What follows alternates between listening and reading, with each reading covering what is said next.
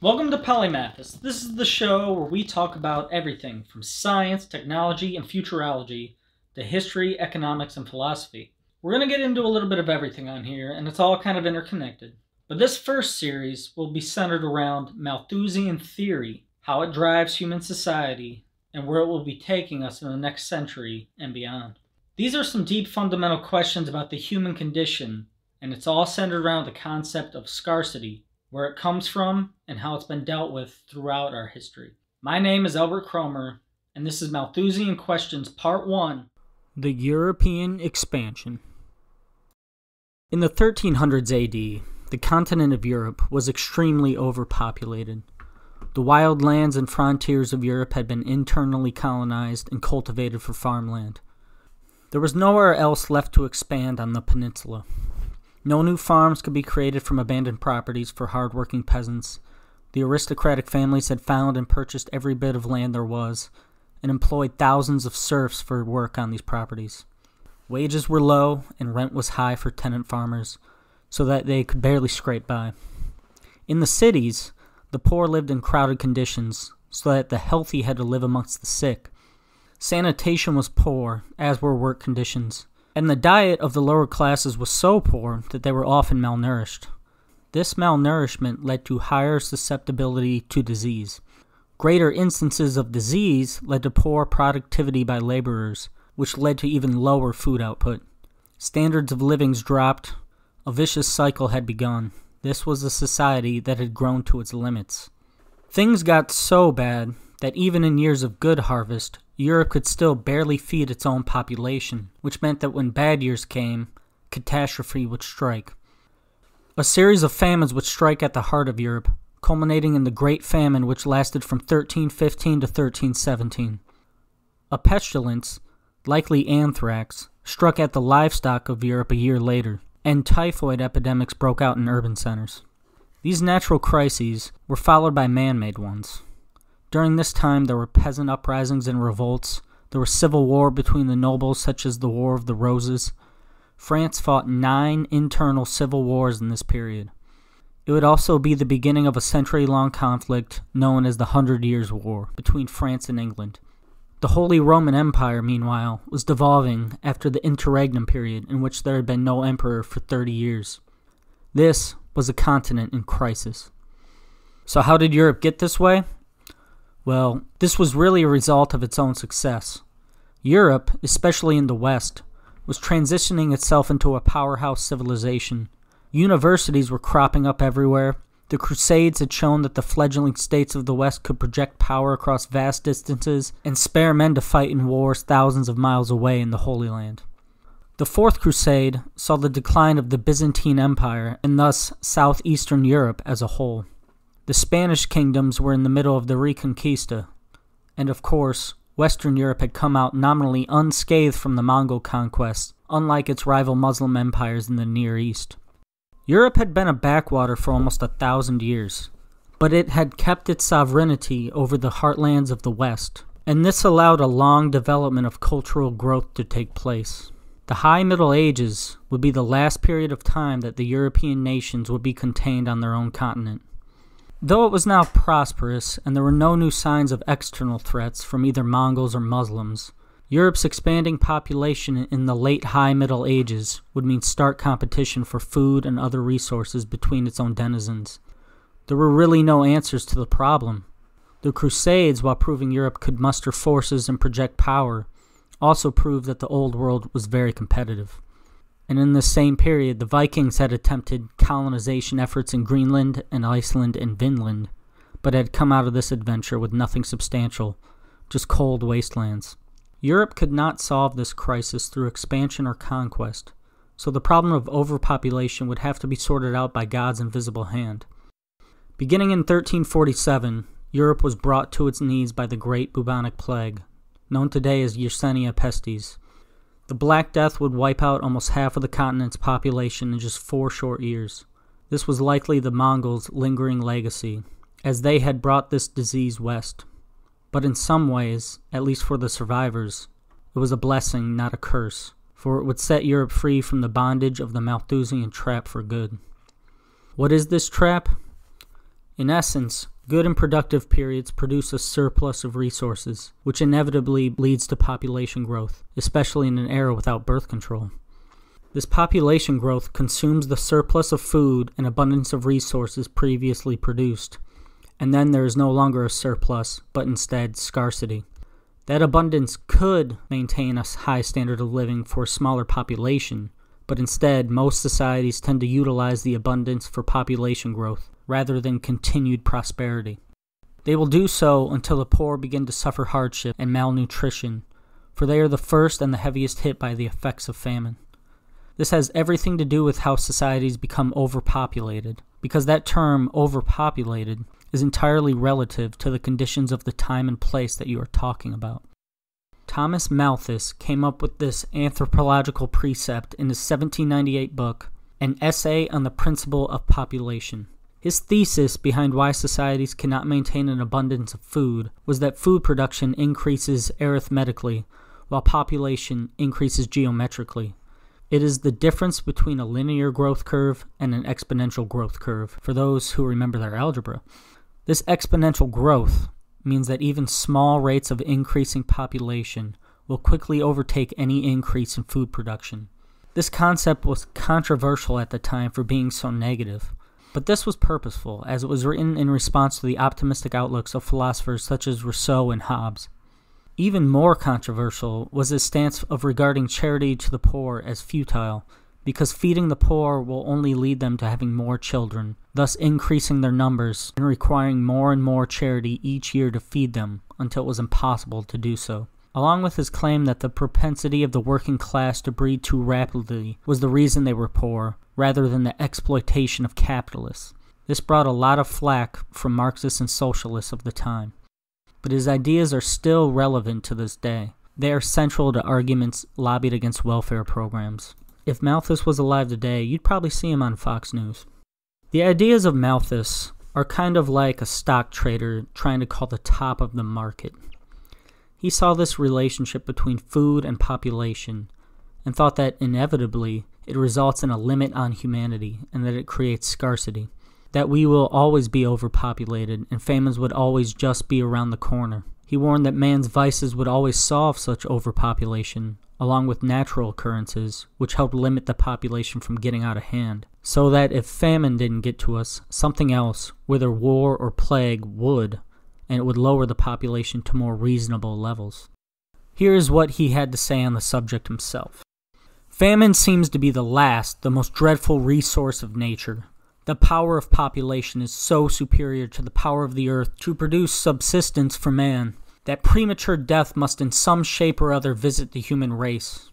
The vices of mankind are active and able ministers of depopulation. They are the precursors in the great army of destruction, and often finish the dreadful work themselves. But should they fail in this war of extermination, sickly seasons, epidemics, pestilence, and plague advance in terrific array, and sweep off their thousands and 10,000s. Should success be still incomplete, gigantic inevitable famine stalks in the rear, and with one mighty blow levels the population with the food of the world. The Malthusian spectre, then, was like the grim reaper slowly walking just a few steps behind us. We might be able to increase food production somehow, but the population growth would always rapidly catch us back up because of its exponential nature. We could never get that specter off our back. The critics of Malthus had answers for him. Karl Marx and Friedrich Engels, the godfathers of communism, countered that humanity's capacity for innovation and invention was something he left unaccounted for. That the speed at which our science and technology progresses is just as exponentially powerful as the rate of population growth. These two economic philosophers also argued that the scarcity at the lower rungs of society was not because of this Malthusian relationship, but because capitalists had accumulated and hoarded the resources that could feed those at the bottom rung. That the problem was not the poor's high birth rate, but instead the failure to distribute resources evenly. What they were talking about was economic inequality. Thus, Malthus kind of had his ideas thrown into the dustbin of history for a while. They were noted, of course, as something curious, but the negativity of them and the plain rank pessimism was just too much. The next 2 centuries were basically a trial period to see who was correct. Malthus or Marx and Engels. As you might have guessed, though, the dust hasn't settled on this one. Though the rapidity and capacity for innovation has been proven true generation after generation since the time of these philosophers, the specter of a Malthusian crisis has always followed one step behind. So, let's move back to Europe at the end of the Middle Ages, as it sits in painful Malthusian crisis, and follow this continent on its way to prosperity far beyond the dreams of any medieval lord or peasant. After the Black Death, Europe was in recovery. It would take a couple centuries to get back to the population levels of the 1300s. Until that time, the loss of so many laborers meant that the demand for labor remained high, while supply of labor had been halved. Due to the laws of supply and demand, wages were increased for those still alive, and rents were dropped as well. Good times were ahead for the survivors of that near-apocalypse scenario. From then on, the lower classes were on the rise, gaining freedoms and higher prosperity each generation, whether it took peasant revolts or revolution to get there. Had no changes been made, either in economics, political structure, technology, or available land, this might have lasted until Europe fully recovered its population, and then it would find itself in the same scenario as before. But that is not what happened. Christopher Columbus offered Europe the first answer to the Malthusian question. His quest opened up an entire hemisphere to European exploitation and expansion. Excess population would be spent on military and colonization efforts in the New World rather than sucking up resources in the Old. This opened up many opportunities for those who couldn't make it in the Old World. If you wanted a living, all you had to do was travel several thousand miles to do so, and there you would find an abundance of land so great that it seemed impossible to ever fill up. Additionally, the gold brought back by Spain from its early conquest in the Americas funded more growth in Europe itself, as the monetary supply was replenished from the purchases by Spain. Before this, the stagnant gold and silver supply meant that liquidity was low and capital accumulation by the upper classes high. Spain's hoard of precious metals led to lavish spending by its court. In fact, even during the peak of this gold influx, Spain's court was still running deficits and defaulting on debt. The rate of spending was that incredible. See, Malthus's theory typically focuses on the relationship between food supply and population. But food is not the only resource subject to Malthusian principles. Every resource has a similar relationship. Human consumption of resources and human exponential population growth means that every resource will experience scarcity to a degree. To me, Malthusian economics are all about scarcity and where it comes from. This was not all that was going on for Europe during this time period. Portugal had established its own maritime empire by this time, and were now trading for spices and other goods in the Far East. Increased trade leads to increased prosperity for all nations involved, as surplus goods of two nations can be traded for one another. The distribution of food and resources can be as important to the Malthusian question as the overall production of them. The maritime empires of Spain and Portugal meant that the trove of oriental goods were now being brought back to Europe, increasing prosperity there as well as in the areas of production such as the spice isles of Indonesia. Something else was brought back to Europe during this time. More important than even the new land available in the West, the vast sums of gold, or the Eastern goods.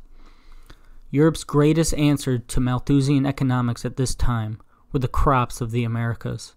Chilies, tomatoes, corn, squash, beans, and most importantly, the potato. There are many reasons the potato resulted in increased abundance in Europe. The most important of which is the fact that a potato is a tuber that grows in the ground rather than on a stalk. This is simply a result of physics and gravity. A stalk can only support so much weight, which means grains, like those on wheat, are inherently small, because if they grow too large, they will pull their stalk down and the plant will die. Potatoes have no such limits in weight as they are grown in the soil, so they produce much more weight per acre than wheat, and can be grown in poor soil and harsh conditions, as they came from the high mountainous area of the Incas in modern Peru. In the modern day, potatoes supply 17 million calories per acre, compared to just 6 million calories per acre for wheat, a 300% increase. And not only do potatoes supply triple the caloric content as wheat, but they are more nutritious as well, supplying every vitamin except A and D, including vitamin C, which was scarce in Northern Europe. Many leaders of Europe advertised the potato's usefulness as a crop to their people after seeing its potential. It would take some time for the suspicious lower classes to come around to the crop. Alright, so that was Europe's first steps in the fight against the Malthusian menace. The new global trade by European maritime empires, the new land in the Americas being colonized, the new crops available to grow, Peruvian guano introducing the concept of fertilizer to Europeans, and the gold brought back from the New World, all led to a great expansion of population to higher highs than the continent had ever seen. Of course, even with all these great tools to combat the Malthusian specter, it would still haunt Europe, never quite getting out of reach. As Malthus laid down in his principles, the rapidity of population growth always exceeds higher capacities for food production. Malthus had been brushed off for centuries, but his vision would come back with a vengeance. Yet again, Europe would see a small recurrence of Malthusian issues in the 18th century, which led first to the French Revolution, and also to Malthus putting his original idea to paper. Famine and soaring prices for basic staples like bread are what led to the original riots in 1789 in France. As Malthus would note only 10 years later, these price hikes affected the poor first and foremost. Price controls being put in place led to wealthy merchants buying up the grain and hoarding it so that they could sell it later at a higher price. When the lower classes found these stores of grain in Paris, they went absolutely insane with rage, and so began 25 years of chaos and political upheaval in Europe's leading nation of the time. The French Revolution and the Napoleonic Wars, along with France's other less famous revolutions, were all started by the issues identified by Malthus. As you can see, overpopulation and scarcity, being experienced for just one bad year, can lead to decades of violence, conquest, and all the deaths that come with it. What's that old saying? It only takes 3 missed meals for civilization to break down into anarchy. The famine only caused a few deaths originally, but the Napoleonic Wars would take down 3 to 6 million people. As Malthus said, if the famine doesn't take us, and a plague doesn't take us, our own vices will. But these wars didn't interrupt human progress or our population growth. The potato sort of carried the day, as this was when it really began its triumphal conquest of European agriculture. This lasted until the 1840s, when the Irish potato famine occurred, caused by a blight of fungus, another one of those sources of population checks that were deemed so negative by Malthus's detractors. You see, Ireland and England had both doubled their population from 1800 to 1840, but now their populations were so great that if any interruption of production occurred, it would cause catastrophe. The 1840s saw famines all over Europe, which caused the Great European Spring, a social revolution that was basically a follow-up procedure for the French Revolution's idealism. The famine was seen worst in the British Isles, and England exasperated the crisis with its own policies. Fortunately for some of the Irish, they weren't trapped on their island. The New World's resources were still untapped in vast areas. So unlike in previous times, they had a release valve. The ability to safely enter America saved 1 million lives during this period, from Ireland alone. Many others came from Germany during this time, due to the pressures of famine or the fears created by revolution. My family came over from Germany at this time, likely a result of Catholics being persecuted in Protestant Germany. So, this existence of a European nation in the Western Hemisphere that was accessible to all dissidents, persecuted, and those without opportunity in the Old World was a massive positive force for Europe as a whole. Waves of immigrants would leave their nations for America during periods of crisis and famine or economic recession. This ability to leave and arrive in a different land without needing to make war against the inhabitants had never really existed before in Europe, not at the scale that America took people in.